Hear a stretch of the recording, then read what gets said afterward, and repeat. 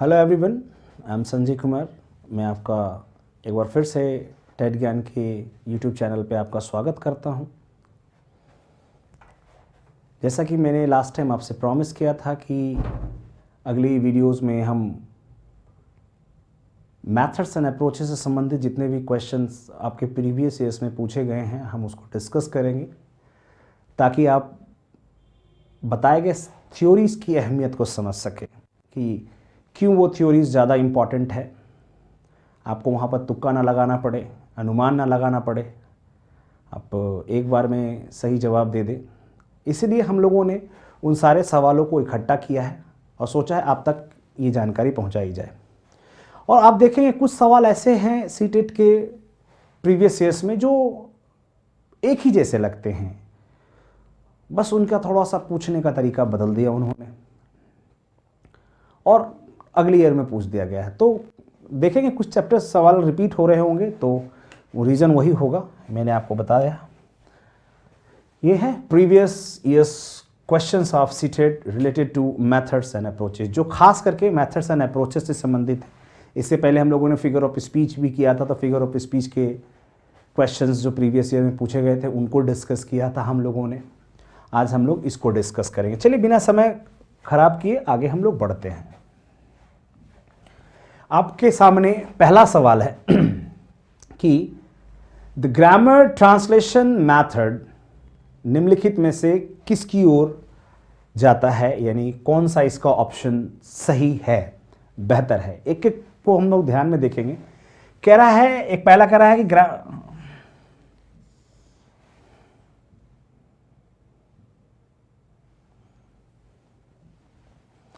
कह रहा है पहला कि एम्फसाइज्ड लिसनिंग एंड स्पीकिंग। क्या GCT method, grammar translation method emphasize करता है आपके लिसनिंग और स्पीकिंग को? ये एक ऑप्शन है आपके पास। दूसरा है pays no attention to reading and writing. वो कह रहा है कि ग्रामर ट्रांसलेशन मेथड जो है वो आपका रीडिंग और राइटिंग पर कोई भी फोकस नहीं करता है। तीसरा कह रहा है कि has its major focus on reading and writing, यानी इसी का उल्टा लिखा है। वो कह रहा है रीडिंग और राइटिंग पे फोकस करता है। और 4 नंबर पर है एम्फसाइज रीडिंग एंड लिसनिंग। वो कह रहा है कि रीडिंग और लिसनिंग पर ये एम्फसाइज करता है। ये किसी ईयर में पूछा गया होगा, हम आपको सन तो नहीं बता पाएंगे क्योंकि that is only a collection हम लोगों ने जो किया करा है। तो सबसे पहली बात ग्रामर ट्रांसलेशन मेथड है। लिसनिंग और स्पीकिंग तो यहाँ इंप्रूव होती नहीं है, यही इसकी सबसे बड़ी ड्रॉबैक्स था। कह रहा है pays no attention on reading and writing. ये कह रहा है कि रीडिंग और राइटिंग पे फोकस नहीं करता। ये गलत बात है, वो रीडिंग और राइटिंग पे ही फोकस करता है। इसलिए जो सही जवाब है वो है आपका 3 नंबर कि has its major focus on reading and writing.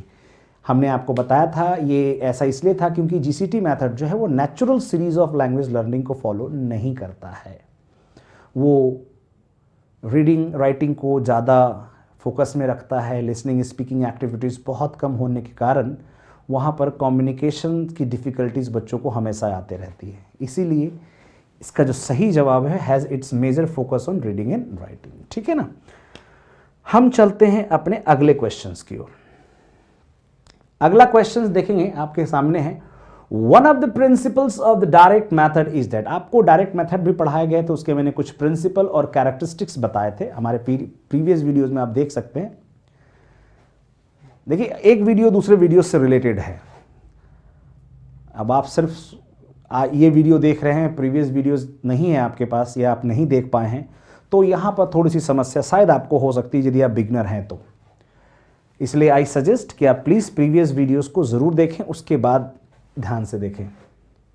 कह रहा है तो कौन कौन सा डायरेक्ट मेथड का प्रिंसिपल्स है इसमें से आपको बताना है। कह रहा है कि पहला कह रहा है classroom teaching should be done only in the target language. कह रहा है कि डायरेक्ट मेथड आपको ये प्रिंसिपल देता है कि आप जो क्लासरूम है वो सिर्फ टारगेट लैंग्वेज में चलाएं, ऐसा कह रहा है, आप देखना है।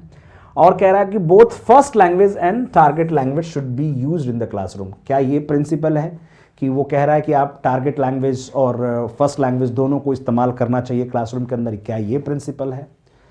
Literature teaching should be the same major focus. Literature की टीचिंग बहुत ज़्यादा होनी चाहिए, उसके ऊपर फोकस होनी चाहिए। ये क्या ये प्रिंसिपल है? या students in the classroom should only listen to the teachers lectures, खाली टीचर्स के लेक्चर्स को सुनना चाहिए। ये हैं आपके 4 ऑप्शंस। गलत को करते हैं, जाहिर सी बात है डायरेक्ट मेथड है तो दोनों भाषा का इस्तेमाल तो एकदम नहीं हो सकता है, वो टारगेट टू टारगेट है। और हमने आपको बताया था कि लेक्चर्स जो है, लिटरेचर जो है, माफ कीजिएगा, लिटरेचर वगैरह काम जो है वो जीसीटी में बहुत ज़्यादा करवाया जाता है, तो ये ऑप्शन भी गलत है। टीचर्स को खाली, स्टूडेंट्स को खाली सुनना नहीं है, इसलिए ये गलत जवाब। सही जवाब जो है, classroom teaching should be done only in the target language, यानी क्लासरूम की जो टीचिंग है वो सिर्फ टारगेट लैंग्वेज में ही आपको डील करना है, ये है इसका सही जवाब। ठीक है ना। हम लोग आते हैं अपने नेक्स्ट क्वेश्चंस पे। नेक्स्ट क्वेश्चन कह रहा है, देख सकते हैं, कह रहा है कि an activity that requires a class to design and present a PowerPoint on the importance of water conservation in target language is dash activity. यदि एक एक्टिविटी है जहां पर क्लासरूम को डिजाइन किया जा रहा है, उसमें प्रेजेंटेशन पॉइंट बनाया जा रहा है, और स्पेशली किस पर, on the importance of water conservation, water के खपत पर है, और उसमें कहा इन टारगेट लैंग्वेज का इस्तेमाल करना है, तो क्या ये एक ग्रुप एक्टिविटी है? क्या ये लैंग्वेज प्रैक्टिस हो रही है? क्या ये मल्टीडिसिप्लिनरी है? क्या ये कोई साइंस का प्रोजेक्ट है?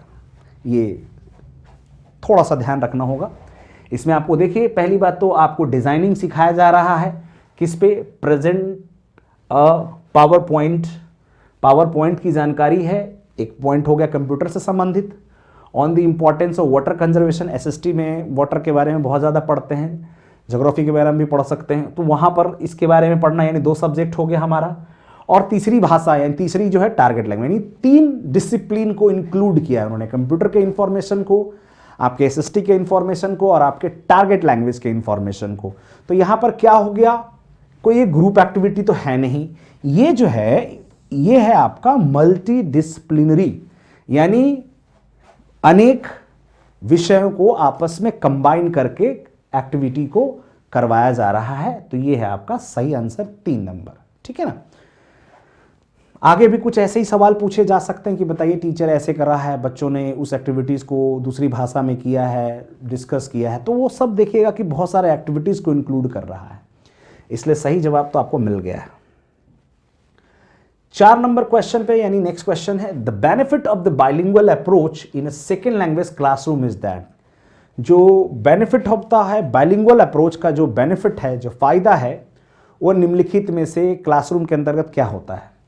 पहला कह रहा है कि students understand basic concept assumptions मोर इजली, कह रहा है कि बच्चों का जो एजम्पशंस है, यानी जो उसका कॉन्सेप्ट्स है, वो बहुत इजीली क्लियर किया जा सकता है। ये है बाइलिंगुअल अप्रोच के बेनिफिट्स। दूसरा कह रहा है कि there is a less distraction for students in the other tongue, कह रहा है कि उनका जो डिस्ट्रैक्शन होता है स्टूडेंट्स का, वो कम होता है दूसरी भाषाओं की ओर, लैंग्वेज की ओर। फिर कह रहा है students gain confidence in other tongue, in mother tongue, माफ कीजिएगा, students gain confidence in the other tongue, यानी वो कह रहे हैं कि दूसरी भाषा में उनको बड़ा विश्वास होता है, ऐसा मानना है। या चौथा है कि स्टूडेंट्स स्टॉप यूजिंग दियर मदर टंग ऑल टुगेदर, सब एक साथ वो मदर टंग का इस्तेमाल करना छोड़ देते हैं या रोक देते हैं। ये आपके 4 ऑप्शन है। तो देखिए, benefit of the bilingual approach जो है वो सबसे इजीली है, वो ये है कि students understand basic concept assumptions more easily, यानी बाइलिंगुअल मेथड यानी बाइलिंगुअल अप्रोच को इसीलिए क्लासरूम के अंतर्गत अप्लाई किया जाता है ताकि वो बच्चों के बेसिक कॉन्सेप्ट्स को, इनिशियल नॉलेज को इंप्रूव कर सके, बेहतर कर सके। Otherwise the class will be conducted in target to target. Bilingual में भी इंग्लिश टू इंग्लिश का ही प्रयोग करना है, but whenever a teacher finds कि students are unable to understand in target to target language, तो वो बच्चों को मातृभाषा में क्लास दे सकते हैं, वो इंफॉर्मेशन प्रदान कर सकते हैं। इसलिए सही जवाब जो है वो ये है। आगे चलते हैं हम लोग। अगला सवाल है, emphasis on interaction is both the means and the ultimate goal of learning a language underlines the dash approach। आपको बताना है कि जो इंट्रैक्शन जो है वो as both the means that ultimate goal of learning a language मतलब language को प्राप्त करना ही उनका गोल होता है। निम्नलिखित में से किस अप्रोच के तहत? इमर्शन, कम्युनिकेटिव, कॉम्प्रिहेंशन और साइलेंट वे। समझ गए ना? देखिए, बात इमर्शन की हम लोग कर चुके हैं। इमर्शन का मतलब होता है जो टारगेट को अचीव करनी, लैंग्वेज को, टारगेट लैंग्वेज को बेहतर करने के लिए जब लगभग विषयों को उसी भाषा में पढ़ाया जाता है तो वो इमर्शन होता है, लेकिन उनका गोल ये नहीं होता है, वो हो जाता है। इसीलिए जो इसका जो सही जवाब है वो है आपका communicative, CLT, communicative language teaching में जो अल्टीमेट गोल जो है वो लर्निंग और लैंग्वेज है, वो लैंग्वेज को ही सीखना है। लैंग्वेज बोलना आना चाहिए, लैंग्वेज स्पीच करना आना चाहिए, तो वो हो जाता है आपका कम्युनिकेटिव मेथड। इसका सही जवाब जो है वो कम्युनिकेटिव मेथड या कम्युनिकेटिव अप्रोच कह सकते हैं आप, ठीक है ना।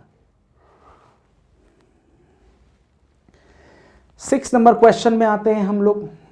कह रहा है role play should be an integral part of every language classroom because, कहते हैं कि रोल प्ले जो है should be an integral part, एक इंटीग्रल पार्ट होना चाहिए, इंपॉर्टेंट पार्ट होना चाहिए एवरी लैंग्वेज क्लासरूम। क्लासरूम जो भी लैंग्वेज क्लासरूम है वहां पर होना चाहिए रोल प्ले। क्योंकि इट इज, कह रहा है it is an effective classroom management technique. क्या ये इफेक्टिव टेक्निक है, बेहतर टेक्निक है? या फिर it enables students to engage in meaningful task, कि वो उसको मीनिंगफुल टास्क में इंगेज करता है? या फिर it enables students to memorize the story, क्या ये स्टोरी को याद करने में उसे मददगार मिलता है?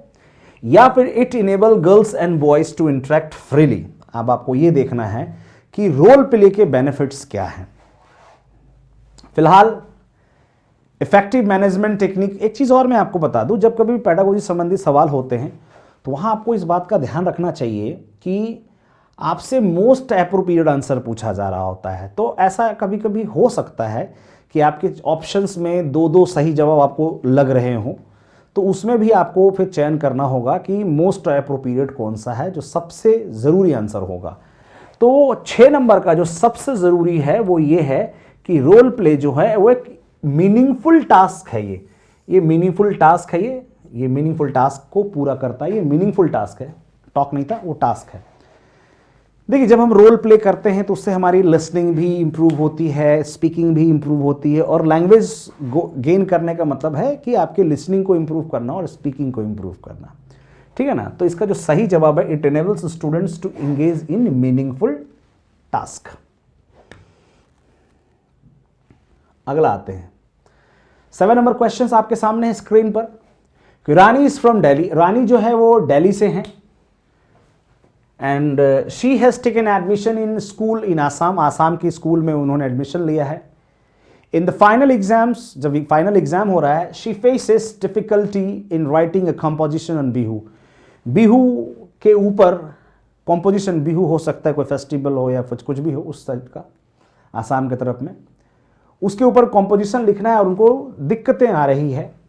The most probable reason for Rani's problem is that, आपको बताना है कि कौन सा मोस्ट प्रोबेबल रीजन, देख रहे हैं सब रीजन शायद हो सकता है इसमें 2-2 हो, लेकिन कौन सा रीजन हो सकता है देखते। कह रहा है कि her parents are unable to help her इन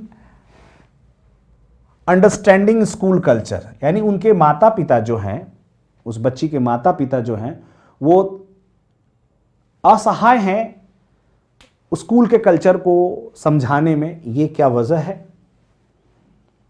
या she is not hard working girl, वो बहुत ज्यादा मेहनत कर ही नहीं रही है, इसीलिए is not trying to adapt to the schools curriculum, इसीलिए शायद स्कूल के कैरिकुलम को वो अडॉप्ट नहीं कर रही, क्योंकि कड़ी मेहनत नहीं कर रही है। क्या पता ये रीजन हो। फिर कह रहा है her background is deficient and is not enabled with standard school culture, यानी उसका जो बैकग्राउंड है वो बहुत ज्यादा बेहतर नहीं है, इसीलिए वो नहीं कर पा रही है एक्सेप्ट स्कूल के कल्चर को।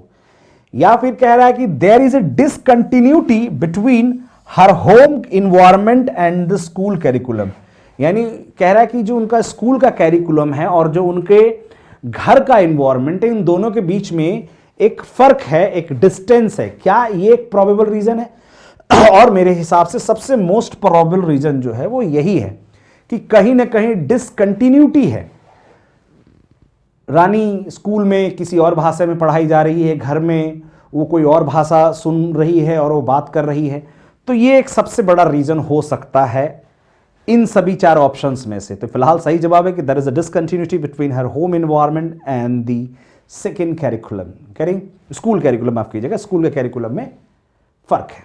ये रहा आपका सवाल। आगे चलते हैं हम लोग। अगला सवाल है कि a Hindi speaking teacher get posted in primary school which is situated in a remote area of Rajasthan. एक हिंदी स्पीकिंग टीचर है जिनका पोस्ट हो, नौकरी लग जाती है, वो कहां लगती है? एक ऐसे जगह पर जो है situated in a remote area of Rajasthan. Rajasthan के किसी रिमोट एरिया में उनका ट्रांसफर हो चुका है या पोस्टिंग हो चुका है। Since she doesn't know the local language, क्योंकि वो अब उन्हें वहाँ की लोकल भाषा तो पता नहीं है, तो she faces lots of problem, अब उसको बहुत सारी समस्या होगी। तो ही शुड, अब उन्हें क्या करना है, इस बात का ध्यान रखना है। अब क्या करना है देखिए भाई, कह रहा है कि focus on the textbook as a resource of standard Hindi. उनको टेक्स्ट बुक पे ज़्यादा ध्यान देना चाहिए ताकि वो हिंदी के स्टैंडर्ड को समझ सके, ये कह रहा है। या तो फिर use the child's language as a resource while teaching, जब वो पढ़ा रही होती हो तो समस्या ना हो, इसीलिए बच्चों के लैंग्वेज को रिसोर्स बनाना चाहिए, ये कहना है। या encourage the community to learn standard Hindi, आप encourage to community to learn standard Hindi, लोगों को ही कह रहे कि आप स्टैंडर्ड हिंदी पढ़ लीजिए। या फिर try to get posting to a Hindi speaking area, या तो फिर आप एक काम कीजिए, अपना तबादला करवा लीजिए। तो इनमें से क्या उनको करना चाहिए? तो आपका जो सही जवाब है वो है आपका सेकंड नंबर, कि use the child's language as a resource while teaching. यही तो है बाइलिंगुअलिज्म, कि आप बच्चा यदि student is not able to understand या फिर you are not able to understand the student, तो आपको स्टूडेंट्स के लैंग्वेज को ही रिसोर्स बनाना है। ऐसा ना हो कि आप अपनी लैंग्वेज को वहाँ रिसोर्स बना दे। अब पूरे स्कूल को अपनी भाषा तो नहीं सिखा पाएंगे ना, जहाँ पर आप पोस्टेड हैं तो वहाँ के लोकल लैंग्वेज को आपको ध्यान में रखना होगा। जो बच्चे वहाँ बोलते हैं उन्हीं को रिसोर्स बना करके आपको क्लासेस कंडक्ट करनी होगी, ठीक है ना। आगे आते हैं हम लोग 9 नंबर में। अ method is a body of dash that a teacher adopts in the teaching learning process. Method एक बॉडी है, मैंने आपको बहुत पहले यानी पिछले वीडियो में मैंने आपको बताया था कि मैथड जो है वो किसका बॉडी है, यानी एक टीचर अडॉप्ट करता है, क्या पॉइंटर्स का है, क्या प्रिंसिपल्स है, क्या नॉर्म्स है, क्या टेक्निक्स है। तो सही जवाब जो है वो टेक्निक्स है, क्योंकि हमने आपको बताया था कि ये सब प्रोसेस है। टेक्निक जो है वो सब प्रोसेस ऑफ मैथड होता है। क्लासरूम के अंतर्गत जो भी आप छोटी मोटी एक्टिविटीज़ करते रहते हैं, वो करते हैं गोल को प्राप्त करने के लिए, उसको हम मेथड नहीं कह सकते, उसको हम लोग टेक्निक का नाम देंगे। क्वेश्चनिंग आंसरिंग करवा रहे हैं आप, गेम्स करवा रहे हैं, कंपटीशन करवा रहे हैं, ये सब क्या है? These all R technique. तो जो एक स्ट्रैटेजी अपनाते हैं अपने टारगेट को प्राप्त करने के लिए, वही होता है टेक्निक। तो वही कह रहा है method is a body of techniques, उसी का बॉडी है, पार्ट होता है that teacher evolves in teaching learning process. Teaching learning process के दौरान जो आप इस्तेमाल करते हैं तो सब टेक्निक्स ही कहलाएगा ना, वो टेक्निक ही कहलाता है। नॉर्म का मतलब तो नमूना होता है, इसका आंसर से कोई लेना देना नहीं है। कभी कभी ज़रूरी नहीं है कि हर ऑप्शन एक दूसरे से रिलेटेड ही होते, कुछ कभी कभी ऐसे भी ऑप्शन दे देते हैं जिसका सवाल से कोई लेना देना नहीं होता है, वो महज एक ऑप्शन का हिस्सा है। हम आगे चलते हैं। Which approach emphasize instruction as the means and the goal of learning a language? देखिए थोड़ी देर पहले भी आपने इसी प्रकार का एक सवाल देखा था, तो हमने इस सवाल को दोबारा नहीं लिखा है, ये सवाल दोबारा पूछा गया। हमने सिर्फ इसलिए आपको दोबारा दिखाया कि दोबारा इन्होंने जब पूछा है तो सिर्फ पूछने का थोड़ा सा तरीका बदला है और 1-2 ऑप्शंस आगे पीछे किए हैं। इसी वजह से आपको अब बताना है, आप पढ़ चुके हैं कि which approach emphasized instruction as the means and the goal of learning a language, तो that was communicative method। वो क्या था? communicative था। समझ गए ना? ये सारे ऑप्शंस नहीं थे, हमने पहले ही डिस्कस कर चुके हैं इसके ऊपर। चलिए आगे चलते हैं हम लोग। A language text book for class 1, एक लैंग्वेज टेक्स्ट बुक है क्लास 1 का, स्टार्ट्स विद पोएम्स, पोएम से स्टार्ट होता है, एंड स्टोरीज से, कंप्लीट टेक्स्ट से स्टार्ट होता है, एंड एंड्स विद अल्फाबेट, और खत्म किस पे हो रहा है, अल्फाबेट्स पे। तो अब आपको बताना है कि which approach does this kind of arrangement reflect in language pedagogy. आपको बताना है कि ये कौन सा अप्रोच रिफ्लेक्ट कर रहा है, ये कौन सा अप्रोच पढ़ाने का है निम्नलिखित में से। तो उसमें से जो है वो सही तरीका क्या था, देख रहे हैं, आपको टॉप डाउन अप्रोच का प्रयोग किया जा रहा है। पहले स्टार्ट कर रहा है किससे, पोएम स्टोरीज से, तो पोएम स्टोरीज से पढ़ा रहा है और फिर जाकर के वो अल्फाबेट्स को पढ़ा रहा है, तो वो कहलाता है आपका टॉप डाउन अप्रोच, जो कि आपने पिछले वीडियोस में देखा था। हमने आपको बताया था कि बॉटम अप का मतलब होता है जब इंडिविजुअल मीनिंग कर रहे होते हैं, हम अल्फाबेट्स की जानकारी दे रहे होते हैं, वॉल्स की जानकारी, कॉन्सोनेंट्स, इन सब की लिसनिंग करवा रहे होते हैं, तो वो सब आपका बॉटम अप है। लेकिन जहां पर ग्रामर हो, पोएम हो, पोएट्रीज हो, कंपोजिशन हो, पैसेजेस वगैरह, वो सब के सब यदि पहले पढ़ा रहे हैं तो आपका टॉप डाउन अप्रोच हो जा रहा है। ये देखें, टॉप से डाउन की ओर जा रहा है, ठीक है ना। ऐसे इन सब के बारे में आप ये भी पढ़ सकें। अब इसे एक्लेक्टिक है, एक्लेक्टिक कुछ नहीं है, एक्लेक्टिक का मतलब होता है पढ़ाए गए जितने भी अप्रोचेज है उनमें से किसी एक बेहतर को चुनना, यानी ये चयन करने के लिए इस्तेमाल होता है। एस्थेटिक अप्रोच ये तो कलात्मक तरीका है, आप जैसे पढ़ा सकते हैं, कोई खासा नहीं है। फिलहाल जो जवाब का हिस्सा है वो है आपका टॉप डाउन अप्रोच, समझ गए ना। चलिए हम आगे बढ़ते हैं। आपका अगला सवाल है कम्युनिकेटिव लैंग्वेज टीचिंग, यानी आपने पिछले वीडियो में CLT के बारे में पढ़ा था और TLT के बारे में पढ़ा था, तो फिलहाल ये पूछ रहा है कि communicative language teaching is concern with, आपको बताना है जो कम्युनिकेटिव लैंग्वेज टीचिंग है वो किस चीज से कंसर्न होता है। 4 ऑप्शंस आपके सामने है, जरा देखते हैं क्या कह रहा है। कह रहा है कि teaching language to learners for written test, यानी लैंग्वेज इसलिए हम पढ़ाते हैं क्योंकि मुझे उनका एक रिटन टेस्ट लेना है। दूसरा है interpreting grammar rules to suit the audience, यानी आपको उनको बहुत सारे ग्रामर्स के रूल्स पढ़ाने हैं। या फिर इनहेंसिंग रिसिप्टिव एंड प्रोडक्टिव स्किल, उनके रिसिप्टिव और प्रोडक्टिव स्किल को बेहतर बनाना होता है, सच एज स्पीकिंग को भी, लिसनिंग को भी, रीडिंग को भी और राइटिंग को भी। क्या ये कंसर्न करता है CLT में? या फिर teaching of vocabulary and grammar through rules of spelling and language, ये आपके 4 क्या कह रहा है कि क्या वहां टीचिंग ऑफ वोकेबलरी ग्रामर जो है कैसे पढ़ाना है, यानी डिडक्टिव मेथड से, यानी rules of spelling and language.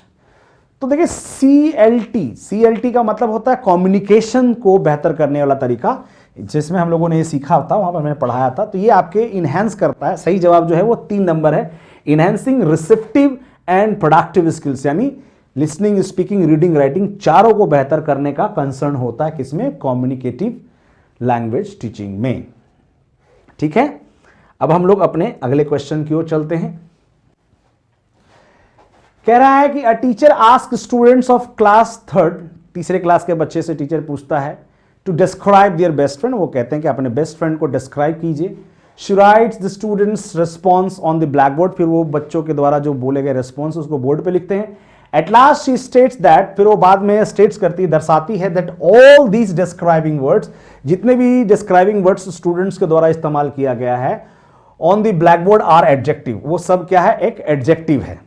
तो टीचर ने ये सब बताने के लिए कौन सा मेथड का प्रयोग किया गया है। अब जाहिर सी बात है, बच्चे को बोला गया, students were set to speak about the best friend, students ने अपने फ्रेंड के बारे में बताना शुरू किया, उसमें से बहुत सारे शब्दों को पिक कर लिया मैडम ने, फिर उनके बारे में डिस्क्राइब करने लगे कि ये सारे शब्द एडजेक्टिव है, शायद परिभाषा भी शायद बताने लगी हो।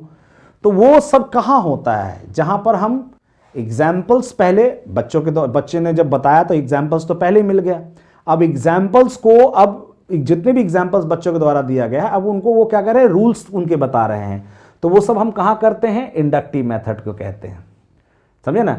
वैसे इंसिडेंटल मेथड और डिडक्टिव मेथड एक ही बात है, समझे ना, ऐसा ना कंफ्यूज हो जाए, ये गलत जवाब है, क्योंकि डिडक्टिव और इंसिडेंटल एक ही बात होता है। जहाँ पर हम ग्रामर्स में एक रूल्स पहले पढ़ाते हैं और एग्जाम्पल्स बाद में देते हैं, उसे हम डिडक्टिव मेथड भी कह सकते हैं और इंसिडेंटल मेथड भी कह सकते हैं। और बाकी इमर्शन मेथड के बारे में आपको मैं पहले ही बता चुका हूँ, ठीक है ना। तो इसका फिलहाल जो सही जवाब है वो है इंडक्टिव मेथड, क्योंकि स्टूडेंट्स के द्वारा एग्जाम्पल्स पहले दे दिया गया था। ठीक है, हम आगे चलते हैं हम लोग। 15 नंबर क्वेश्चन में the communicative approach to teaching English focus on. आपको बताना जो कम्युनिकेटिव अप्रोच हम इस्तेमाल करते हैं वो किस पे ज्यादा फोकस करता है। क्या वो करेक्ट प्रोनाउंसिएशन ऑफ वर्ड्स, क्या शब्दों के करेक्ट प्रोनाउंसिएशन के ऊपर ज्यादा फोकस करता है, या linguistic competency plus an ability to use language appropriately.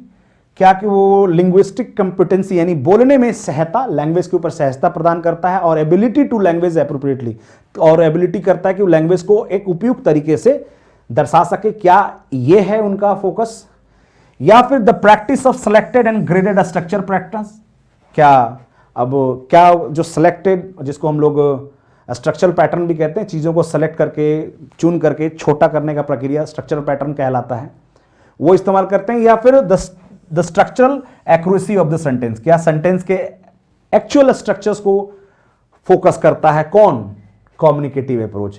थोड़ी देर पहले शायद इसी तरह का सवाल था इसी वीडियोज में, आप देख सकते हैं। सही जवाब जो है वो लिंग्विस्टिक कॉम्पिटेंसी यानी लैंग्वेज के ऊपर पूर्ण रूप से कंट्रोल, फोकस, कमांड, इनके बारे में यहां पर डिजाइन होता है। तो उनका जो ज्यादा फोकस होता है वो लैंग्वेज कॉम्पिटेंसी पे ही होता है कि वो लैंग्वेज को ज्यादा से ज्यादा बेहतर बना सके, प्रोनाउंसिएशन को बेहतर बना सके, हर जगह उस भाषा को यूज कर सके। ऐसी परिस्थितियां को यहां पर अडॉप्ट किया जाता है किसमें, कम्युनिकेटिव अप्रोच में। ठीक है ना, हम आगे चलते हैं। A teacher is teaching grammar to the class. एक टीचर हैं जो ग्रामर पढ़ा रही हैं। शी एक्सप्लेन द रूल्स, पहले वो रूल्स को एक्सप्लेन करती है, फिर definition and then gives example. पहले वो रूल्स बताती हैं, फिर डेफिनेशन बताती हैं, फिर जाकर के वो उसके एग्जाम्पल्स को दे रहे हैं। तो व्हाट इज शी प्रैक्टिसिंग, वो किसकी प्रैक्टिसिंग कर रही है, इंडक्टिव मेथड की या डिडक्टिव मेथड की या इमर्शन मेथड की या इंसिडेंटल मेथड की। देखिए पूछने का तरीका खाली बदल गया है, पहले भी ऐसा ही हो चुका है। तो यदि वो रूल्स पहले पढ़ा रही है तो वो सही होगा डिडक्टिव मेथड, ध्यान रखेंगे वो डिडक्टिव मेथड होगा। पहले उन्होंने क्या किया है, रूल्स पढ़ाया है, डेफिनेशन पढ़ाया है, फिर जाकर के उन्होंने एग्जाम्पल्स दिया है। तो देखिए अब थोड़ा सा फर्क यहां पर आप इंसिडेंटल मेथड से कर सकते हैं कि इंसिडेंटल मेथड में जो ग्रामर्स होते हैं वो with the help of books कराए जाते हैं, यानी बुक्स के टेक्स्ट संदर्भ में जितने भी ग्रामर चैप्टर्स होते हैं उनको करवाते हैं। तो डिडक्टिव तो पूर्ण रूप से जो हम अलग से सिर्फ ग्रामर की क्लासेस लेते हैं उसे कहा जाता है। तो ये उसका सही जवाब जो है, इंडक्टिव में इसका उल्टा होता है, पहले एग्जाम्पल्स लेते फिर रूल्स पढ़ाते, तो हम इंडक्टिव पे आंसर लगाते हैं। फिलहाल जो सही जवाब जो है वो आपका डिडक्टिव मेथड है। हम आगे चलते हैं। Which one of the following method does not promote the use of mother tongue while teaching English? आपको इनमें से बताना है कि कौन सा मेथड है जो मातृभाषा को प्रमोट करने की इजाजत नहीं देता है, आपको वो पूर्ण रूप से बाधित कर देता है। क्या वो ग्रामर ट्रांसलेशन मेथड है, क्या वो डायरेक्ट मेथड है, क्या वो ऑडियोलिंगुअल मेथड है, और ये कम्युनिकेटिव लैंग्वेज टीचिंग है। अब देखिए मातृभाषा का प्रयोग तो ग्रामर ट्रांसलेशन में होता ही है, तो खैर कहने की बात नहीं है। कम्युनिकेटिव मेथड में भी थोड़ा सा आपको इस्तेमाल करने की इजाजत थी, लिटिल परमिट है उसमें। ऑडियोलिंगुअल में भी थोड़ा सा लिटिल है, जो परमिट नहीं है वो है डायरेक्ट मेथड। डायरेक्ट मेथड में ही आप मातृभाषा का प्रयोग नहीं कर सकते हैं, आप उसका प्रमोशन नहीं कर सकते हैं। ठीक है ना, चलिए हम अपने नेक्स्ट क्वेश्चन की ओर बढ़ते हैं। Language games are effective in learning language. जब आप जो लैंग्वेज के गेम्स होते हैं, जो टेक्निक्स होता है, वो बड़ा ही इफेक्टिव है, असरदार है इन लर्निंग लैंग्वेज। जब भी हम लैंग्वेज सीख रहे होते हैं, क्यों जरूरी है लैंग्वेज गेम्स? क्या they save time and energy of teachers? वो इसलिए गेम्स है कि इससे टीचर का टाइम बच जाता है और एनर्जी भी बच जाता है बच्चे, क्योंकि आपस में खेल रहे होते हैं, क्या इस कारण से? या फिर they are not very expensive, क्योंकि ये बड़ा मुश्किल टास्क नहीं है, एक इकोनॉमिकल टास्क है, बच्चे अपने आप में इंगेज हैं। या फिर they allow students to practise language skills, क्या वो लैंग्वेज गेम्स के जरिए लैंग्वेज के स्किल्स को प्राप्त करते हैं, उनकी प्रैक्टिस करते हैं? या फिर active students will positively participate in such activities. जो एक्टिव स्टूडेंट्स है, जो क्लासरूम में ध्यान दे रहे हैं, वो ऐसे एक्टिविटीज में अपने आप को बहुत ज्यादा इन्वॉल्व करेंगे। क्या है लैंग्वेज गेम्स की अहमियत? तो उसका जो सही जवाब जो है वो है फिलहाल तो 3 नंबर। They allow students to practise language skill. जो लैंग्वेज का स्किल से जब गेम्स होगा तो वहां पर लिसनिंग भी होगा, स्पीकिंग भी होगा, हो सकता है रीडिंग के कुछ एक्टिविटीज करवाए जा रहे हो सकता है राइटिंग का कुछ एक्टिविटीज करवाया जा रहा हो गेम्स के जरिए। तो आप इसके स्किल्स को, लैंग्वेज के स्किल्स को यहां पर आप डेवलप करते हैं, ठीक है ना। ये इसका सही जवाब है। डायरेक्ट मेथड इज, अगला सवाल है, direct method is also known as. अब डायरेक्ट मेथड को निम्नलिखित में से किस नाम से जाना जाता है? क्या इंडक्टिव मेथड, डिडक्टिव मेथड, या स्ट्रेट मेथड, या नेचुरल मेथड? ये सिंपल सा सवाल है, वो है आपका नेचुरल मेथड। नेचुरल मेथड के नाम से इसे जाना जाता है। ये बहुत ही आसान सवाल था। हम आगे चलते हैं। While listening to a speech in English, sometimes we listen the basic unit of sound. जब भी हम कभी इंग्लिश सुन रहे होते हैं, sometimes we listen a basic unit of sound. हम basic unit of sound सुनते हैं, syllable सुनते हैं, and word, फिर शब्द सुनते हैं, then a sentence, then a paragraph to decode the meaning. यानी पहले हम basic unit of sound पढ़ रहे हैं, फिर syllable पढ़ रहे हैं, फिर उसके सेंटेंस को पढ़ रहे हैं, फिर पैराग्राफ को पढ़ रहे हैं, तब जाकर के उसका मीनिंग हम डिकोड कर रहे हैं बच्चों के सामने, या फिर हो रहा है। तो ये सब दिस मेंटल प्रोसेस कहां डिस्क्राइब किया जाता है? तो क्या वो मिडिल पाथ अप्रोच है? कुछ है नहीं, इंटरेक्टिव मॉडल, टॉप डाउन या बॉटम अप। सही जवाब तो इन दोनों में से चुनना है आपको कि क्या वो टॉप डाउन अप्रोच है या फिर वो बॉटम अप। देखिए, बेसिक यूनिट ऑफ साउंड है, फिर सिलेबल है, फिर सेंटेंस है, यानी ये बॉटम अप का प्रयोग कर रहा है। पहले जो रिक्वायर्ड चीजें हैं, छोटी छोटी चीजें, वो उसके बारे में पढ़ा रहा है, फिर धीरे धीरे वो बढ़ रहा है। पहले एक एक इंडिविजुअली पढ़ रहा है, पहले एक साउंड को, फिर एक वर्ड के साउंड को, ध्वनि को, सेंटेंस पढ़ रहा है, फिर पैराग्राफ कर रहा है, तब जाकर के मीनिंग क्लियर कर रहा है। इसलिए जो सही जवाब है वो बॉटम अप अप्रोच है। इस बात का ध्यान रखेंगे, ठीक है ना। Grammar translation method of teaching English heavily relies on. आपको बताना है ग्रामर ट्रांसलेशन मेथड जो है टीचिंग इंग्लिश में किस पे ज्यादा रिले करता है, दबाव देता है। क्या ये फॉर्म फोकस टीचिंग, क्या मीनिंग फोकस टीचिंग, क्या direct teaching as a strategy of for learning, या language use as the main focus? इसके 4 ऑप्शन है। देखिए, तो ये मैंने आपको बहुत पहले बताया था कि ग्रामर ट्रांसलेशन मेथड जो होता है वो पूर्ण रूप से टीचर सेंटर्ड मेथड होता है। इसीलिए हम लोगों ने उसका नाम और क्या रखा था, ये माफ कीजिएगा, ये फॉर्म है, ये फॉर्म फोकस टीचिंग है।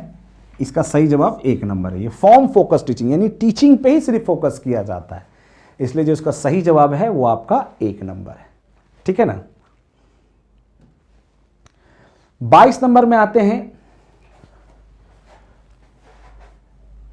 रिया, टीचर ऑफ क्लास सेकेंड, एक सेकेंड क्लास की टीचर हैं, is presenting language items in her instruction and the learners are doing exactly as she is telling them to do. Classroom में वो कुछ instruction दे रही है और बच्चा वैसे ही कर रहा है जैसा कि मैम कर रही हैं। What is she practising? आपको बताना है कि वो क्या प्रैक्टिस कर रही है। क्या वो टोटल फिजिकल रेस्पॉन्स है, क्या वो डायरेक्ट मेथड है, क्या वो ऑडियो लिंगुअल मेथड है, क्या वो कम्युनिकेटिव लैंग्वेज मेथड है? अब यहां पर थोड़ा सा कंफ्यूजन हो जा सकता है। देखिए, कह रहा है कि presenting language items in her instruction. अब वो इंस्ट्रक्शन में, अब वो बोल नहीं रही है, इंस्ट्रक्ट कर करके बता रही हैं। And the learner are doing exactly, बच्चा भी वैसे ही कर रहा है जैसे कि उससे कहा जा रहा है वो कह रही हैं। तो उससे हम लोग टीपीआर थ्योरी करते हैं, जिसको हम लोग कहते हैं टोटल फिजिकल रेस्पॉन्स। तो इसका जो सही जवाब होगा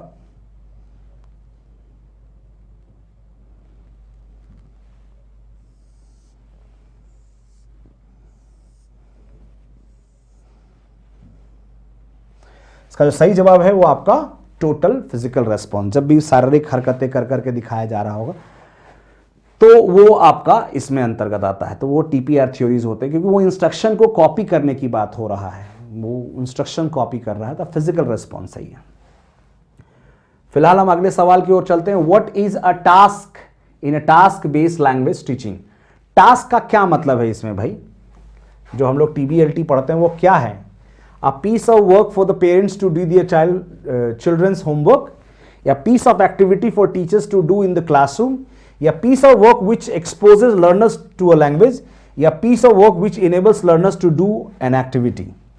ये 4 ऑप्शंस हैं आपके सामने, लगभग एक से लग रहे हैं, तो इसका जो सही जवाब जो जाएगा वो ये जाएगा, a piece of work which exposes learners to a language. जो लैंग्वेज को, लर्नर्स के लैंग्वेज को एक्सपोज करता है वही है इसका टास्क। TBLT मैंने क्या बताया था? Task based language teaching. Task को ही आपको एक्सपोज कर देना कि टास्क क्या है उसमें, तो ये आपका सही जवाब हो जाता है।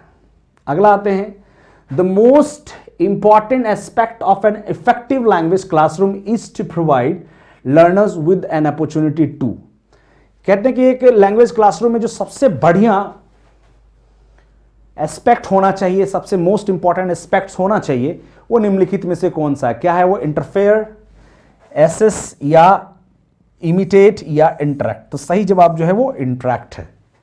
इंटरेक्ट करना बहुत जरूरी है, एक दूसरे के साथ मिलवाना, उनसे बातचीत करवाना, दे आर वेरी इंपॉर्टेंट, ये बहुत जरूरी। इसका सही जवाब जो है वो इंटरेक्ट है।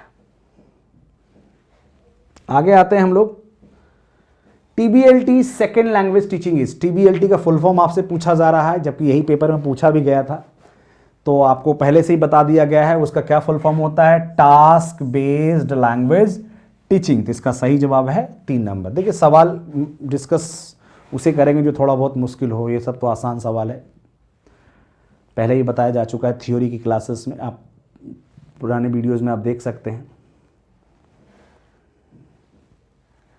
अगला है, the second language should be taught through. आपको बताना है कि सेकेंड लैंग्वेज को कैसे पढ़ाया जाना चाहिए निम्नलिखित में से। कह रहा है using the target language as much as it is possible, यानी आप टारगेट लैंग्वेज का खूब इस्तेमाल करें जितना मुनासिब हो सके, या फिर मदर टंग एंड ट्रांसलेशन के जरिए पढ़ा दीजिए, या learners background and talent, learners के बैकग्राउंड और उसके टैलेंट के आधार पर पढ़ा दीजिए, या grammar and rules of the language, grammar और उसके रूल्स को पढ़ाइए। तो एक अमूमन सा है कि सेकेंड लैंग्वेज आपको यूज़ करना है या सीखना है तो आपको टारगेट लैंग्वेज ज़्यादा से ज़्यादा इस्तेमाल करना होगा, ठीक है ना। अगला आते हैं हम लोग, which one of the following helps in learning the second language without using printed text. Printed text के बिना ही आपको लैंग्वेज सीखना है, तो निम्नलिखित में से कौन सा होता है? क्या वो लैंग्वेज इमर्शन होता है, क्या वो ग्रामर ट्रांसलेशन मेथड होता है, क्या वो सिचुएशन होता है, या नेचुरल अप्रोच होता है, ठीक है ना। तो वो क्या था, हमने आपको बताया था कि नेचुरल मेथड जो होता है वो आपका नेचुरल प्रोसेस होता है, जहां पर हम लोग पेन और पेपर या प्रिंटेड मटेरियल की कोई खासा जरूरत हमें होती नहीं है। उसका सही जवाब जो है वो आपका 4 नंबर है, 4 number is the right answer, ठीक है ना। आगे आते हैं, the teacher tales a story about animals. Teacher जो है अपने स्टोरी बताता है एनिमल्स के बारे में। Children make animal noises every time they hear and the name of the animal. जैसे जैसे एनिमल का नाम बोला जा रहा है, बच्चे वैसे वैसे ही एनिमल की आवाज़ को निकाल रहे हैं। तो वो कौन सा टीचिंग तरीका है? क्या वो कम्युनिकेटिव लैंग्वेज टीचिंग है, क्या वो ग्रामर ट्रांसलेशन मेथड है, क्या वो रीडिंग अप्रोच है, क्या वो टोटल फिजिकल रेस्पॉन्स है? देखिए यहां पर भी फिर आवाज़ को कॉपी किया जा रहा है, तो मेरे हिसाब से जो है वो टोटल फिजिकल रेस्पॉन्स है, समझ गए ना, क्योंकि वो आवाज़ निकाली जा रही है तो उसमें आवाज़ है। बहुत सारे लोग इसको कम्युनिकेट लैंग्वेज टीचिंग है। तो कम्युनिकेट लैंग्वेज में भाषा में शब्दों का रूप होना चाहिए, इसमें शब्द नहीं होंगे, ये तो नॉइजेज, उसकी आवाज़ को कॉपी किया जा रहा होगा यहाँ पर, ठीक है ना। इसके हिसाब से टोटल यानी TPR थ्योरी यहाँ पर फॉलो किया जा रहा है। अगला सवाल देखते हैं, grammar translation method is basically used to teach. आपको बताना है कि GCT जो मेथड है बेसिकली किसको पढ़ाए जाने के लिए इस्तेमाल किया जाता है, समझ गए ना। तो क्या वो ग्रामर के लिए है, क्या फॉरेन लैंग्वेज के लिए है, और रूल्स एंड लैंग्वेज यूजेस के लिए, या क्लासिकल लैंग्वेज के लिए? देखिए अब 2 ऑप्शन यहां पर सबसे इंपॉर्टेंट हो जाते हैं। सबसे पहला तो एक ये ऑप्शन, ये इंपॉर्टेंट हो जाता है, जाहिर सी बात है उसमें ग्रामर पढ़ाया ही जाता है, और दूसरा है ये क्लासिकल लैंग्वेज। अब आप देखिए कि इन दोनों में ये दोनों तो गलत ही है, फॉरेन लैंग्वेज के लिए भी होता है लेकिन नहीं करवा पाते। रूल्स बहुत ज़्यादा नहीं होता, इसलिए ग्रामर ट्रांसलेशन मेथड जो बेसिकली यूज किया जाता है वो अब मोस्ट अप्रोप्रिएट है, वो क्लासिकल लैंग्वेज के ऊपर इस्तेमाल किया जाता है। और ये है हमारा सवाल नंबर 29, ठीक है ना। अब हम चलेंगे सवाल नंबर 30 पे। लिटिल और no attention is given to pronunciation in dash method. किस मैथड के अंतर्गत लिटिल यानी थोड़ा सा या तो दिया ही नहीं जाता है, निम्नलिखित में से कौन सा मैथड है? ऑडियोलिंगुअल, क्या वो grammar translation, CLT communicative language, और सेकेंड लैंग्वेज टीचिंग। तो सही जवाब जो है वो कौन सा है जहां पर कोई फोकस नहीं होता है? वो होता है आपका, सही जवाब जो है वो आपका ग्रामर ट्रांसलेशन मेथड है। ग्रामर ट्रांसलेशन मेथड में ही हम लोग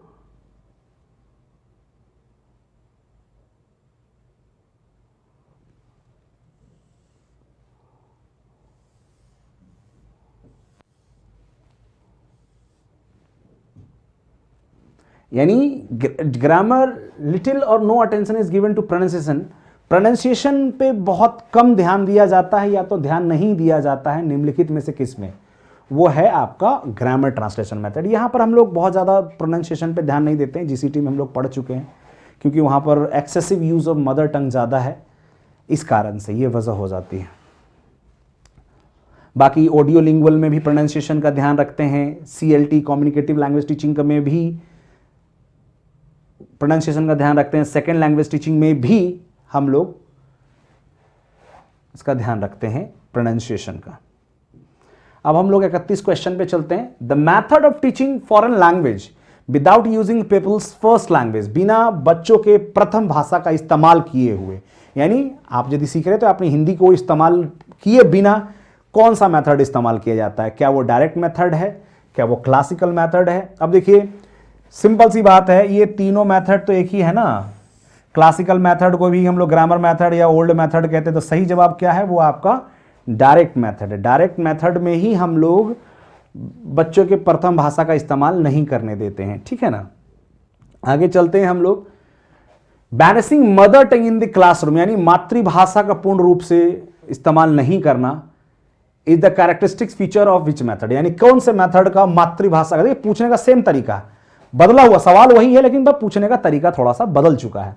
तो vanishing mother tongue in the classroom in the characteristic feature, कौन से मेथड्स के अंतर्गत मातृभाषा को पूर्ण रूप से बाधित कर दिया गया है? तो वो होता है आपका नेचुरल मेथड, वो है आपका नेचुरल मेथड, आप कह सकते हैं उसको नेचुरल, ठीक है जी। 34 नंबर में आते हैं। A teacher ask her learners to find words and word chunks relating to different themes based on the reading lessons. Learners is groups have to make word charts on the same category. यानी ये कह रहा है कि एक teacher है, अपने learner से कहते हैं कि वर्ड फाइंड करने के लिए एंड वर्ड चंक्स, वर्ड्स का एक टुकड़ा लेने के लिए, और rating difficult theme on the based of the reading lesson, और उसी वर्ड के ऊपर कोई एक नया थीम बनाने के लिए कहा जाता है। तो वो कौन सा स्ट्रेटजी थी? क्या उसको हम लोग थेमेटिक लैंग्वेज टीचिंग कह सकते हैं? क्या उसे हम लोग वर्ड कोलोकेशन कहते हैं? कम्युनिकेटिव लैंग्वेज टीचिंग कहते हैं? या फिर राइटिंग प्रोजेक्ट कहते हैं? देखिए मैं आपको समझाना, थेमेटिक लैंग्वेज टीचिंग का मतलब होता है किसी चीज को सेलेक्ट कर करके हाईलाइटिंग कर करके पढ़ाना, तो वो इसका जवाब नहीं है। इसका जो जवाब मेरे हिसाब से बनता है वो है वर्ड कोलोकेशन। वर्ड कोलोकेशन का मतलब है कि आपको कोई वर्ड मिल गया और उसी के ऊपर आपने 2-3 वर्ड बना दिया। जैसे मैंने आपको ले लिया, मैंने आपको बोला कि मैंने कहा ब्रिंग, तो हमने ब्रिंग अबाउट बना दिया, ब्रिंग ओवर बना दिया, ब्रिंग अप बना दिया, एक नए नए वर्ड का हमने उससे बना। मेक है तो मेक के ऊपर बना दिया मेकअप, मेक ओवर, तो वे ऐसे करके जो बनाते हैं उसे हम लोग, और यही पूछ रहा है कि वो एक टुकड़े से ही कुछ बनाना है, तो वो आपका वर्ड कोलोकेशन है। बाकी इनका आंसर से कोई लेना देना नहीं है। और आगे चलते हैं। आज का जो आखिरी सवाल हम देखेंगे आज के लिए, हम लोग 35 क्वेश्चन डिस्कस करने थे हमें। Bottom up processing in the listening is to, यानी बॉटम अप प्रोसेस जो होता है लिसनिंग का वो क्या है निम्नलिखित में? क्या decode message moving from sounds to words, phrase, clause and other grammatical elements to the sentence, या decode the overall masses of the discourse and move down the micro level of units, या encode all the sounds from speaker to listener, या use multiple ways to decode the masses। इसमें से आपको बताना है कि कौन सा बॉटम अप का प्रोसेस होता है। तो इसका जो कह रहा है कि decode message moving from sound to words, phrase, clause and other grammatical elements to sentence. इसका जो सही जवाब जाएगा वो है आपका, क्या हो सकता है? सही जवाब है पहला, decode message moving from the sounds to words. Sounds को पढ़ना है, फिर मूव करना है फ्रेज की ओर, क्लॉज की ओर, अदर ग्रामेटिकल, यानी बॉटम अप की ओर जाना, नीचे से ऊपर की ओर जाना होता है। ठीक है ना। ये हमारे 35 क्वेश्चंस हम लोगों ने डिस्कस किए हैं। आई होप आपको समझ में आया होगा। इसी तरह से हम अगली वीडियोस में कुछ थ्योरीज को डिस्कस करेंगे, चैप्टर्स डिस्कस करेंगे पेडागोजी के, फिर उसके बाद उससे संबंधित जो प्रीवियस ईयर के क्वेश्चंस पूछे गए हैं उनके बारे में जरूर देखेंगे। आप देखिए दोनों का तालमेल जरूर बनाए रखें, थ्योरीज की और क्वेश्चंस के प्रीवियस का, बहुत जरूरी है। ऐसा ना हो कि खाली क्वेश्चंस पढ़ लिए, या फिर ऐसा नहीं होना चाहिए खाली थ्योरीज पढ़ ली, दोनों का कॉम्बिनेशन जरूरी है। तभी आप एक दफा में ही आप अच्छे तरीके से अपने सीटेट के रिजल्ट्स को निकाल सकते हैं। अन्यथा फिर यही होगा कि कभी आप 88 पे रह जाते हैं, कभी 89 पे रह जा रहे हैं। तो थोड़ा सा आपको एक मेहनत करना होगा। अगली वीडियोस में हम लोग लैंग्वेज डेवलपिंग स्किल्स के बारे में बात करेंगे, लिसनिंग, स्पीकिंग, रीडिंग, राइटिंग के बारे में हम चर्चा करेंगे पहले, फिर उससे संबंधित हम सवाल करेंगे। आज के लिए तो देखिए इतना ही है। इन सवालों को आप दोबारा देखते रहिए, जवाब को देखिए, उसके कारण को समझिए। मैंने सबको डिस्कस कराया है। यदि कोई क्वेश्चंस नहीं समझ में आता है तो आप उसके पहले वाली वीडियोस को देखिए, उसमें थ्योरीज डिस्कस किया जा चुका है। आज के लिए तो देखिए इतना ही है। अगली वीडियोस में हम मिलते हैं आपके साथ, आपसे नए टॉपिक के साथ। ठीक है ना। आज के लिए धन्यवाद।